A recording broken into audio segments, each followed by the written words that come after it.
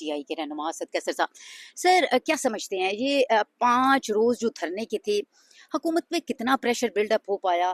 کیونکہ ابھی تک ہم نے نہ تو ذاتی معالجین کو اڈیالہ جیل کے اندر ان کی رسائی ہوتی دیکھی ہے، اور نہ ہی ان کی فیملی کا جو ایک مطالبہ تھا وہ پورا ہوتا نظر آ رہا ہے۔ کیا سمجھ رہے ہیں حکومت کیوں اتنا انتظار کروا رہی ہے، کیوں آپ کے اس دھرنے کو لمبا کر رہی ہے؟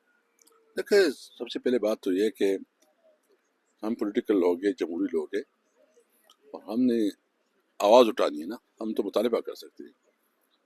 حکومت میں جو لوگ بیٹھے ہیں وہ حکومت میں تو اصل میں اور حکومت ہے نا، یہ حکومت جو نظر آئی ہے تو ہے نہیں۔ جس کے پاس اختیار ہے، جس کے پاس پاور ہے، اس کے پاس کوئی دل نہیں ہے۔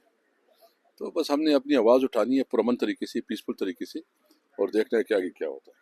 اچھا سر، یہ بتائیے گا لایا عمل آگے کا کیا ہے؟ کیونکہ رمضان المبارک بھی آ رہا ہے، آپ کا یہ دھرنا لمبا چل سکتا ہے، یا محمود خان اچکزئی کو جو ٹاسک سونپا گیا ہے اگر وہ فیصلہ ملتوی کرنے کا کرتے ہیں تو تمام پاکستان میں جس جگہ پہ بھی دھرنا ہو رہا ہے تو وہ ملتوی ہو جائے گا، لیکن آپ ٹارگٹ جو آپ کا تھا یا جو آپ کا مین مقصد تھا وہ اچیو ہو پائے گا؟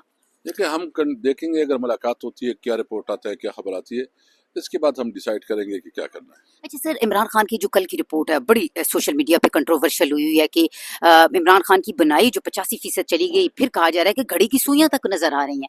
تو سر ایز اے پارٹی ممبر کیا اس رپورٹ پہ یقین کرنے کو دل چاہتا ہے؟ مطلب میں اگر کہوں تو مجھے تو نہیں لگ رہا کہ یہ ٹھیک ہوگا، آپ کو کیا فیل؟ دیکھیں، سب سے پہلے بات تو یہ کہ وہ ڈاکٹر جو ہے نا پروفیشنل ڈاکٹرز ہیں، ہم اس کی بھی ڈس رسپیکٹ نہیں کر سکتے، لیکن حکومت کو ہم نے اس لیے کہا کہ آپ نے اگر اتنا اچھا کام کیا تو ہمیں ملنے دیں، فیملی کو ملنے دیں، لوگوں کو ملنے دیں، تاکہ تسلی ہو جائے، پھر ہم آپ کا شکریہ بھی ادا کر لیں گے۔ لیکن سوال یہ ہے کہ حکومت جو ہے صرف اپنی عزت دورانا کی وجہ سے ان کا لافل ملاقات، ان کی فیملی کی، ڈاکٹرز کی، جو پولیٹیکل لوگ، اس کی ملاقات نہیں ہو رہی ہے۔